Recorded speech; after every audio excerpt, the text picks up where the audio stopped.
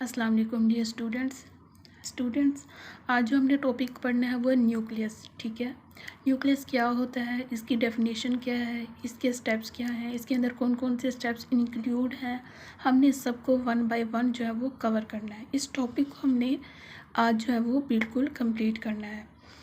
तो सबसे पहले जो न्यूक्लियस है ये हमारे पास स्ट्रक्चर्ड ऑर्गेनेली है। ठीक है, डेफिनेशन आपने लिखनी है उसके अंदर। न्यूक्लियस जो है हमारे पास एक स्ट्रक्चर्ड ऑर्गेनेली है। हमने पीछे जितनी भी हमने पढ़ी हैं 4 या 3 ऑर्गेनेलीज पढ़ी हैं, सेल वॉल, सेल मेम्ब्रेन वो क्या थी, वो नॉन स्ट्रक्चर्ड थी। ठीक है, जबकि हमारे पास न्यूक्लियस के आगे जितनी भी ऑर्गेनेलीज होंगी वो क्या होंगी, स्ट्रक्चर्ड ऑर्गेनेली।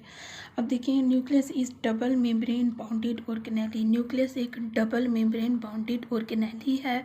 कुछ ऑर्गेनेलीज जो है वो सिंगुलर भी, मतलब जिनके गिर्द सिर्फ एक मेम्ब्रेन है। कुछ ऐसी हैं जो बगैर मेम्ब्रेन यानी कि विदाउट मेम्ब्रेन, जिनके गिर्द कोई भी मेम्ब्रेन नहीं बनी हुई।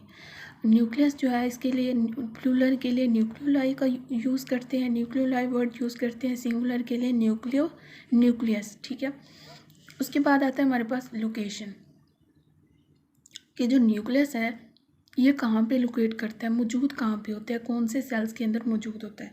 सबसे पहले तो nucleus is present in eukaryotic cell. ठीक है, सेल दो तरह के होते हैं, यूकैरियोटिक सेल और प्रोकैरियोटिक सेल। जो न्यूक्लियस मौजूद है वो यूकैरियोटिक सेल के अंदर मौजूद है, यानी कि न्यूक्लियस जो होता है वो प्रोकैरियोटिक और यूकैरियोटिक में से यूकैरियोटिक सेल के अंदर मौजूद है। हमने पीछे डिफरेंस भी पढ़ा था कि प्रोकैरियोटिक सेल के अंदर न्यूक्लियस नहीं होता, जब यूकैरियोटिक सेल के अंदर बिल्कुल वाज़े तौर पर, प्रोमिनेंट तौर पर जो है वो न्यूक्लियस पड़ा होता है। अब यूकैरियोटिक सेल वैसे तो बहुत किस्मों के हैं, बहुत सारी टाइप्स हैं, तो यहाँ पे हमने दो को देखनी है, एनिमल सेल में और प्लांट सेल में न्यूक्लियस कहाँ पे लोकेट करता है।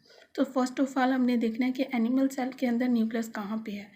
न्यूक्लियस एनिमल के सेल के अंदर कहाँ पे मौजूद होता है, सेंटर में। कहाँ पे मौजूद होता है, सेंटर में। फॉर एग्जांपल कि हमारे पास एक एनिमल सेल है और उसका न्यूक्लियस कहाँ पे पड़ा हुआ है, बिल्कुल सेल के सेंटर में। लेकिन जो प्लांट सेल है इसमें जो न्यूक्लियस है वो हमारे पास होता है पुश्ड टू साइड, यानी कि साइड पे पड़ा होता है। Nucleus of plant cell is pushed to side. क्यों पुश्ड टू साइड होता है, due to the formation of large central vacuole.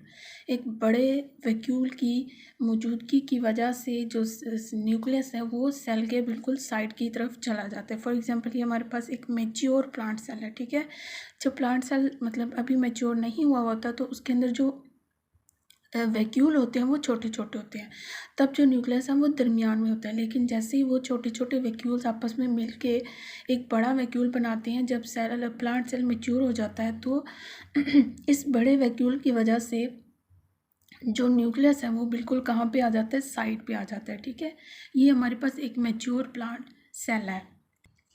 तो ये तो आ गई हमारे पास न्यूक्लियस की लोकेशन के, कहाँ पे एनिमल सेल के अंदर कहाँ पे मौजूद होता है और प्लांट सेल के अंदर कहाँ पे मौजूद होता है।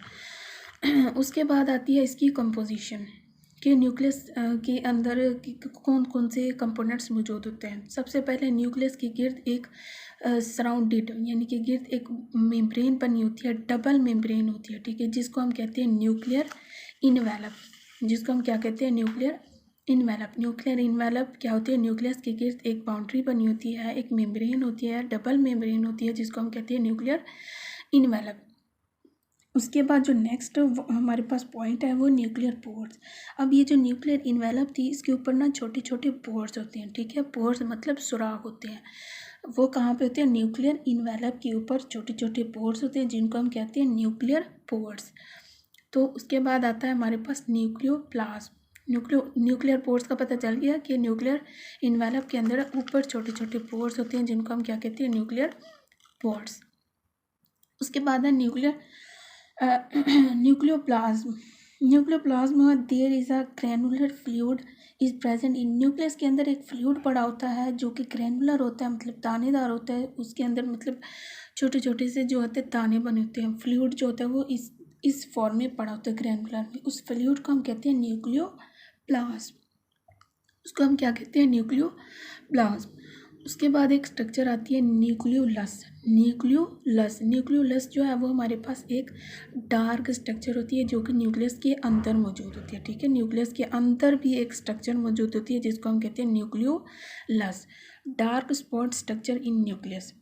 इस न्यूक्लियोलस के अंदर क्या बनता है, आरएनए बनता है, ठीक है। RNA is synthesised. आपसे कोई भी पूछे कि आरएनए कहाँ पे बनता है तो आपने फ़ौरन से बता देना है कि न्यूक्लियोलस के अंदर आरएनए बनता है। उसके अलावा ये हमारे पास फैक्ट्री ऑफ आरएनए, ठीक है। आरएनए की मतलब एक फैक्ट्री है कि यहाँ पे आरएनए बहुत बड़ी तादाद में जो है वो मौजूद होता है। और जहाँ पे क्या बनते हैं, राइबोसोम्स बनते हैं, ठीक है। आरएनए में मतलब कहाँ पे बनते हैं राइबोसोम्स, कहाँ पे बनते हैं, न्यूक्लियोलस में ही राइबोसोम्स जो है वो तैयार होते हैं, बनते हैं। उसके बाद है क्रोमैटिन मटेरियल। जो क्रोमैटिन मटेरियल है ये भी न्यूक्लियस के अंदर मौजूद होता है, लेकिन किस फॉर्म में होता है, थ्रेड लाइक स्ट्रक्चर में। अब थ्रेड लाइक स्ट्रक्चर में तब मौजूद होगा जब सेल जब डिवीजन होती है सेल की। एक तो सेल की डिवीजन होती है, एक डिवाइडिंग फेज होता है और एक नॉन डिवाइडिंग फेज होता है। नॉन डिवाइडिंग फेज में सेल डिवाइड नहीं हो रहा होता और डिवाइडिंग फेज में सेल क्या होता है, डिवाइड होता है। जब सेल डिवाइड होता है तो जो वो हमारे पास मटेरियल है, क्रोमैटिन मटेरियल, वो क्या हो जाता है, कंडेंस हो जाता है। कंडेंस से मुराद इकट्ठा हो जाता है किसी फॉर्म में, मतलब किसी स्ट्रक्चर में आ जाता है जब सेल डिवीजन होती है। सेल जब अपने आप को डिवाइड करता है तो वो जो क्रोमैटिन मटेरियल है ये इस तरह से जो धागे नुमा स्ट्रक्चर है वो इस फॉर्म में आ जाती है, ठीक है। मतलब कोई भी हमारे पास एक शेप बन जाती है जिसको हम क्या कहते हैं, क्रोमोसोम्स। लेकिन नॉन डिवाइडिंग फेज जिसको हम इंटरफेज भी कहते हैं, आपने पीछे पढ़ा होगा कभी 9th में, तो 5th चैप्टर में हमारे पास मौजूद है ये कि इंटरफेज जो होता है ये नॉन डिवाइडिंग फेज, जब सेल डिवाइड अपने आप को नहीं करता तब वो कौन सा फेज होता है, इंटरफेज। इस फेज के अंदर हमें क्रोमोसोम्स नज़र नहीं आते। क्रोमोसोम्स कब नज़र आएंगे, जब सेल डिवाइड होगा, क्रोमैटिन मटेरियल कंडेंस होंगे, तब जाके हमें क्रोमोसोम्स नज़र आएंगे। देन हमारे पास स्ट्रक्चर आ जाती है। वही आपको जो मैंने स्टेप्स बताए हैं उस स्टेप्स को हमने इस स्ट्रक्चर के अंदर वो सारे लिखे हुए हैं। सबसे पहले तो इसके गिर्द ये हमारे पास एक न्यूक्लियस है, ठीक है। उसके गिर्द एक बाउंड्री बनी हुई है जिसको हम क्या कहते हैं, डबल मेम्ब्रेन, ठीक है, बाउंडेड है, न्यूक्लियर इन्वेलप कहते हैं। इस न्यूक्लियर इन्वेलप के ऊपर छोटे छोटे आपको सुराख नज़र आ रहे होंगे, उन पोर्स को हम क्या कहते हैं, न्यूक्लियर पोर्स। उसके अलावा इसके अंदर एक डार्क स्ट्रक्चर आपको नज़र आ रहा होगा जिसको हम क्या कहते हैं, न्यूक्लियोलस। देन उसके बाद इसके अंदर और भी चीज़ मौजूद है, फ्लूइड मौजूद है जिसको हमने ग्रेनुलर फ्लूइड कहा था, उसको क्या कहते हैं, न्यूक्लियोप्लाज्म। देन उसके बाद आपको इसके अलावा एक और भी स्ट्रक्चर नज़र आ रही है जिसको हम कहते हैं क्रोमैटिन मटीरियल, ठीक है। क्रोमैटिन मटीरियल यहाँ पे क्या हुआ है, कंडेंस हुआ है या जुड़ा हुआ है।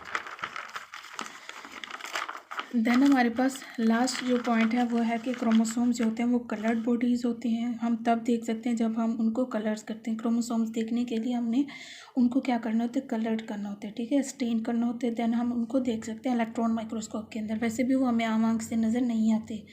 क्रोमोसोम जो है वो डीएनए और प्रोटीन के बने होते हैं। क्रोमैटिन मटीरियल भी डीएनए और प्रोटीन का बना होता है। क्रोमैटिन मटीरियल जो होता है उसमें बिखरा होता है, जबकि जो क्रोमोसोम्स होते हैं वो जुड़े होते हैं। देन उसके बाद आता है प्रोकैरियोटिक सेल। प्रोकैरियोटिक सेल के अंदर क्रोमोसोम सिर्फ डीएनए के बने होते हैं, ठीक है। इसके अंदर प्रोटीन मौजूद नहीं होता। तो आज का यही टॉपिक था जिसमें हमने न्यूक्लियस को जो है वो कवर किया। उम्मीद है आपको अच्छा लगा होगा। अगर इसके साथ मुझे इजाज़त दीजिए, अपना ख्याल रखिएगा। अल्लाह हाफिज़।